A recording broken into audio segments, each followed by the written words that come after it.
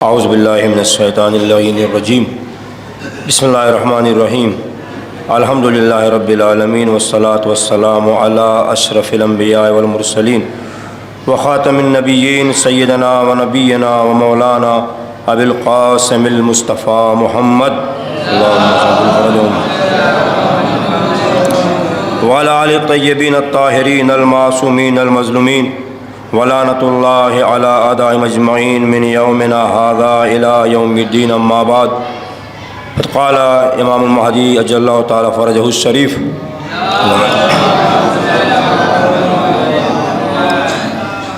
ان لی فی ابنۃ رسول اللہ اسوۃ حسنہ صلوات بر محمد وآل محمد۔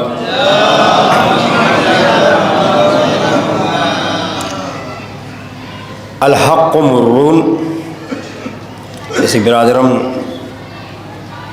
ظاہر صاحب ابھی دعا کے سلسلے سے التماس کر رہے تھے، یقیناً الدعا سلاح المومن، دعا مومن کا اسلحہ ہے، اور دعا کی قبولیت کے لیے اہل بیت نے جو مطالب ہمارے درمیان دعاؤں کی شکل میں، روایتوں کی شکل میں پیش کیا ہے، اس کا شمار نہیں کیا جا سکتا۔ آپ یقین جانیے کہ جب دعائیں برقرار ہوتی ہیں اور اس کا اہتمام ہوتا ہے منگل کو یا شب جمعہ حدیث قصہ ہے، تو وہ اتنے مختصر افراد ہوتے ہیں کہ میں نے بعض دفعہ مجلسوں میں کہا کہ ہمیں دعا کی ضرورت نہیں ہے، زبان سے نہیں کہتے ہیں، ہم اپنے عمل سے مسجد میں 4 صفیں ہوتی ہیں اور جب دعائے توسل شروع ہوتی ہے تو 15 لوگ، 10 لوگ، 12 لوگ گنتیوں پہ گننے کے قابل ہوتے ہیں۔ جو جوان طبقہ ہے وہ ایک بھی نہیں ہوتا ہے، جوان اور نوجوان جو ایک صف ہوتے ہیں تقریباً ملا کے 4 صفوں میں، تو وہ دعاؤں میں نہیں ہوتے ہیں، در حال کی سب سے زیادہ دعا کی ضرورت انہیں ہے۔ ہم لوگ 50 سال کے ہو گئے، بعض لوگ 70 سال کے ہیں، بعض لوگ 80 سال کے ہیں، بعض لوگ 60 سال کے ہیں، تو بہت ساری چیزوں میں ہمیں دعا کی ضرورت نہیں ہے۔ تعلیم سے ہم گزر چکے ہیں، ریٹائر ہو چکے ہیں، بزنس ہم کر نہیں سکتے، 60 سال کے ہو گئے ہیں، ہم کو بہت زیادہ قوت اور طاقت کی ضرورت نہیں ہے، بہت زیادہ ہمیں کسی اور جگہ جانے کی ضرورت نہیں ہے، صرف ہمارے لیے بس یہی ہے۔ لیکن جب ہم عملی میدان میں آتے ہیں تو ہمیں بہت شرمندگی ہوتی ہے کہ ہم اپنے عمل سے ضائع کرتے ہیں، ورنہ آپ دیکھیں مجھ سے بارہا کہا کہ مولانا صاحب دعائے ندبہ کا اہتمام کیا جائے، تو میں نے کہا بھائی صاحب ایک جگہ دعائے ندبہ ہوتی ہے، کتنے افراد رہتے ہیں؟ بڑی مسجد پہ دعائے ندبہ ہوتی ہے، میں یہاں کی بات کر، دوسرے محلے کی بات نہیں کر رہا ہوں، کتنے افراد ہوتے ہیں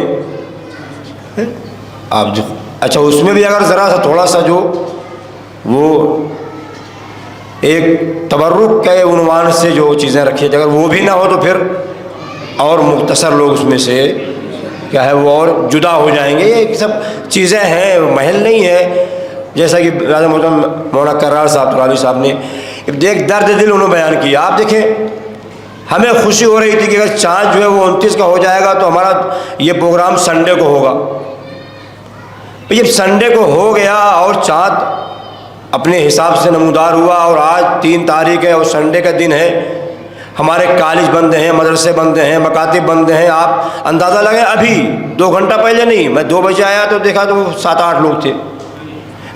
آپ دیکھیں ہم نے میں صرف اس محلے کی بات کر رہا ہوں، ایک کثیر تعداد اس محلے میں لوگ مومنین زندگی گزار رہے ہیں، کتنے افراد ہیں جو مثلا کیا کئی ہزار لوگ تھے جلوس میں صبح میں، کہ وہ سارے لوگ تھکے ہوئے ہیں۔ آپ مجھے بتائیں کہ کئی ہزار لوگ تھے، 1500-800 لوگ رہے ہوں گے جلوس میں، باقی افراد کالج بند ہے، یونیورسٹی بند ہے، مدرسہ بند ہے، ساری چیزیں بند ہے۔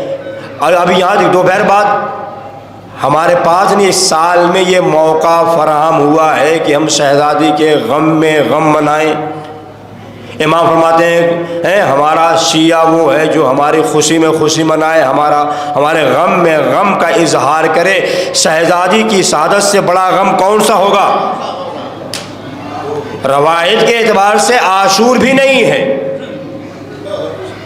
کہاں زہرا کی مصیبت اور کہاں امام حسین کی مصیبت، کوئی اندازہ ہے؟ سبت علی مصائب اللہ سبت الیام سرن اللہ علیہ۔ تو یہ چیزیں ہیں، آپ ہمیں غور کرنا ہے۔ جوان کتنے افراد یہاں پہ ہیں، نوجوان کتنے افراد ہیں؟ شاید اگر ہم یہاں سے نکل کے ابھی اگر میں ایک آدمی ذرا سا گفتگو ایسی کرنے لگوں، احساس ہو جہاں بات میری پہنچ رہی باہر کہ یہ دو آدمی آپس میں جھگڑا کر لیے، ابھی دو آدمی یہاں پہ جھگڑا کر لیں مائک پہ، 5 منٹ میں پوری مسجد بھر جائے گی، یقین سے کہہ رہا ہوں۔ لیکن یہ 2 گھنٹے سے پروگرام پورے جعفر آباد میں آواز پہنچ رہی ہے۔ کتنے افراد ہیں جو بازار میں ہیں، کام کر رہے ہیں، مصروف ہیں، دکانوں پہ ہیں، چھوڑیے انہیں، جو بیکار ہیں یہاں وہاں بیٹھے ہوئے کتنے افراد ہیں۔ رات مجھے تعجب ہوا، رات میں یہاں مجلس منعقد ہوئی مرکزی امام بارگاہ میں برکت اللہ کی مجلس سے واپس آ رہا تھا، یہاں پہ عباسیہ نوحہ پڑھ رہی تھی کیونکہ آخر حصہ تھا، لہٰذا میں شریک نہیں ہو سکا۔ دیکھا وہاں پہ یاوسن زیارت ہو رہی، تو میں وہاں سے گھر چلا گیا، میں دیکھا بہت سارے لوگ گلی کوچے میں جوان نوجوان جو وہ بیٹھے ہوئے باتیں کر رہے ہیں۔ شب شہادت ہے، مجلس عزا منعقد کی گئی ہے، بعض مومنین برادران موجود ہیں، اور یہ جوان کب انہیں ہوش آئے گا؟ انہیں زہرا کی دعا کیسے ملے گی؟ ہم دعا کریں گے تو یہ مومنین دعا کریں گے تو یہ زہرا کی دعا ان تک پہنچے گی؟ یقیناً میرا عقیدہ ہے کہ نہیں پہنچے گی۔ کیا امام زمانہ نہیں دیکھ رہے کہ میری جدہ ماجدہ کو اس طریقے سے شہید کیا گیا؟ شب شہادت ہے، روز شہادت ہے، اور ہمارے پاس گھنٹہ 2 گھنٹہ نہیں ہے کہ ہم 2 گھنٹہ 3 گھنٹہ ہم اس پروگرام میں شریک ہوں۔ میں جو کہا کہ اگر جھگڑا کریں تو بھی مسجد بھر جائے گی، صحیح ہے۔ ایک صاحب تھے، ایک بادشاہ کا زمانہ ہے، واقعہ صحیح ہے، انہوں نے اذان دیا، 2-4 لوگ آئے، تو آغا صاحب جو ہے پیش امام تھے، انہوں نے کہا کہ بہت معاملہ گڑبڑ ہے، اذان ہوگی، 2-4 لوگ آئے، کہا ایسا ہے آپ مؤذن آپ ایک اذان اور دیجیے۔ جب مؤذن نے دوسری اذان دی، اذان ختم ہوتے ہوتے پوری مسجد جو ہے لوگوں سے بھر گئی۔ ارے یہ کون ہے جو دوسری اذان دے رہا ہے؟ تو پہلی اذان پہ نہیں آئے، وہاں پہ اعتراض کا موقع نہیں تھا، پہلی اذان تو روزانہ ہوتی ہے۔ اسی مسجد سے اور اسی جگہ سے دوسری اذان ہو گئی تو تھوڑی دیر میں ساری مسجد بھر گئی کہ دیکھنے بھی یہ کون ہے جو دوسری اذان دے رہا ہے۔ تو جہاں پہ تنقید کرنا ہوتا ہے، اعتراض کرنا ہوتا ہے، ہم وہاں حاضر ہوتے ہیں، اور جہاں پہ اصلاحی معاملہ ہے، یہ جو کانفرنس ہے، یہ جو سیمینار ہے، یہاں بہت زیادہ مزہ نہیں آئے گا، بہت زیادہ واہ نہیں ہوگا، بہت زیادہ ہلل ہنگامہ نہیں ہوگا، لہٰذا ہماری توجہ اس کی طرف نہیں ہے، بات آگے سے بڑھ جائے گی اور الکلام جل کلام ہوتا رہے گا۔ بہرحال ان لی فی ابنت رسول اللہ اسوۃ حسنہ، امام زمانہ فرماتے ہیں ان لی، میرے لیے، بے شک میرے لیے رسول کی بیٹی کی جو سیرت ہے اسوہ حسنہ ہے۔ امام زمانہ فرما رہے ہیں اپنی جد ماجدہ کے سلسلے سے رسول کی بیٹی کے اندر جو صفات و کمالات پائے جا رہے ہیں وہ میرے لیے اسوہ حسنہ ہے۔ قرآن میں آج کیا ہے؟ لقد کان لکم فی رسول اللہ اسوۃ حسنہ، پیغمبر کی سیرت دنیا کے سارے انسانوں کے لیے نمونہ عمل ہے، آئیڈیل ہے، نمونہ ہے۔ تو امام زمانہ فرما رہے ہیں ان لی فی ابنت رسول اللہ اسوۃ حسنہ، فاطمہ حجت علینا، یہ کون فرما رہے؟ 11ویں امام، نحن حجج اللہ علی خلق والفاطمہ حجت علینا، فاطمہ ہم پر حجت ہیں، یعنی کیا مطلب؟ یعنی فاطمہ کے سارے اخلاق و کرامات و کردار ہمارے لیے نمونہ عمل ہیں، چاہے وہ انسانوں میں مرد ہو یا انسانوں میں عورتیں ہوں، خصوصاً سارے مسلمانوں کے لیے زہرا کی ذات ایک آئیڈیل ہیں، ایک نمونہ ہیں، ہمیں ان کی سیرتوں پہ عمل کرنا ہے۔ لیکن کتنا ہم عمل کرتے ہیں ان کی سیرتوں پہ؟ ابھی اسلام کے قبل اور اسلام کے بعد کے حالات مقالے میں پیش کیے جا رہے تھے۔ آج کے دور میں کیا ہو رہا ہے آپ دیکھیں، وہ خواتین جب وہ نانی اور دادی ہو جاتی ہیں تو ان کے یہاں سے اکثر حجاب ختم ہو جاتا ہے۔ یہ مشاہدہ ہے آپ گلی، یہاں دادی ہوئی اور نانی ہو گئی، اب وہ حجاب نہیں ہے، وہ نقاب نہیں ہے، یہاں سے وہاں وہاں سے وہاں۔ کوئی مومن آ رہا ہے جو حجاب ہے، اور ایک بازاری سبزی بیچنے آتا ہے تو کوئی حجاب نہیں۔ یہ ہے، یہ مشاہدہ کیجیے آپ۔ مسلمان نہیں ہے، غیر مسلمان ہے، کیا ہے کیا ہے کیا ہے، باقاعدہ ہم ضرورت سے زیادہ باتیں کرتے ہیں، جبکہ اسلام میں کیا ہے، ہمیں اتنی ہی باتیں کرنا حجاب میں رہ کر جتنی بات میں ہماری ضرورت پوری ہو جائے۔ حجاب اسلامی یہی ہے۔ حجاب صرف نقاب کا نام نہیں ہے، حجاب صرف چادر کا نام نہیں ہے، حجاب میں یعنی گفتگو کو بھی کنٹرول کیا جائے، باتوں کو بھی کنٹرول کیا جائے۔ آپ دیکھیں مولا کائنات زخمی ہو گئے، اصحاب لے کے جا رہے ہیں، گھر نزدیک آیا، ٹھہرو حسین حسن آگے بڑھو، میرے اصحاب سے کہو جائیں، چلے جائیں، مجھے گوارا نہیں ہے کہ زینب ام کلثوم کی آوازیں گریہ کر رہی ہیں اور وہ نامحرم۔ کون لوگ یہ ہیں؟ حسین ہیں، علی کے چاہنے والے ہیں، شیعہ ہیں، مومن ہیں، دم بھرنے والے ہیں، قربان ہونے والے ہیں، لیکن علی کو گوارا نہیں۔ یہ ہے جہاں پہ آواز پہ پردہ ہے، آوازوں کا پردہ، لباس کا پردہ، قرآن نے کیا کہا ہے؟ سب سے پہلے بس 2-3 منٹ، سب سے پہلے مردوں کو متوجہ کیا ہے۔ سورہ نور آیت نمبر 30 اور 31۔ 30 میں کیا ہے؟ قل، کون کہہ رہا ہے؟ خدا۔ جہاں پہ قل آتا ہے یعنی خدا کہتا ہے میرے حبیب، اے میرے نبی، اے میرے رسول، آپ کہیے کن سے؟ للمومنین، میرے حبیب آپ کہیے مومنین سے، یغضوا من ابصارہم، وہ اپنی نگاہوں کو محفوظ رکھیں، بچائیں، بند کریں۔ نگاہیں بند کر کے نہیں چلنا ہے، کھول کے چلنا ہے، لیکن اپنی نگاہوں پہ کنٹرول ہو۔ یہ کس سے خطاب ہو رہا ہے؟ مردوں سے۔ ہمارے یہاں جب بیان ہوتا ہے تو خواتین کے لیے کہ خواتین پردہ کریں۔ قرآن میں اللہ کہتا ہے سب سے پہلے جو مرد ہیں، مومن ہیں، وہ اپنی نگاہوں کا پردہ کریں۔ اس کے بعد کیا ہو رہا ہے؟ قل للمؤمنین یغضوا من ابصارہم ویحفظوا فروجہم، اور اپنے شرمگاہوں کی حفاظت کریں، کنٹرول کریں۔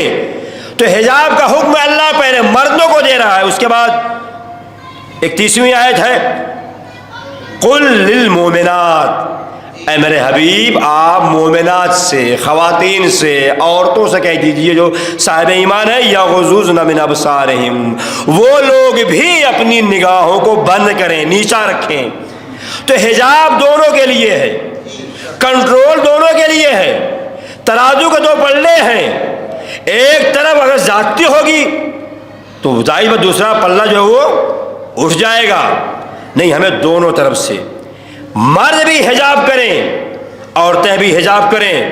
قرآن اللہ کی کتاب ہے، ہر آیت قرآن ہے، کسی آیت سے کسی کو انکار نہیں۔ کون شہزادی ہیں؟ فاطمہ زہرا سلام اللہ علیہا، لقد کان لکم فی رسول اللہ اسوۃ حسنہ، پیغمبر کی ذات دنیا انسانیت کے لیے نمونہ عمل ہے، تو شہزادی کی ذات بھی دنیا کے لیے اسوہ اور نمونہ ہے۔ کون شہزادی ہیں؟ آپ اس کی عظمت دیکھیں کہ پیغمبر نے کیا کہا ہے۔ اللہ نے حدیث قدسی میں، یا احمدو لولا کلما خلقت الافلاق، وقت نہیں ہے، لولا کلما خلقت الافلاق، صلوات بر محمد وآل محمد۔ آگے جناب تشریف لائیے، آگے حضور صلوات بر محمد وآل محمد۔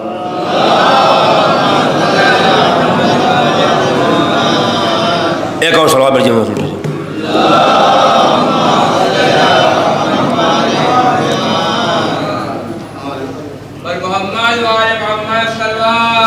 اللہ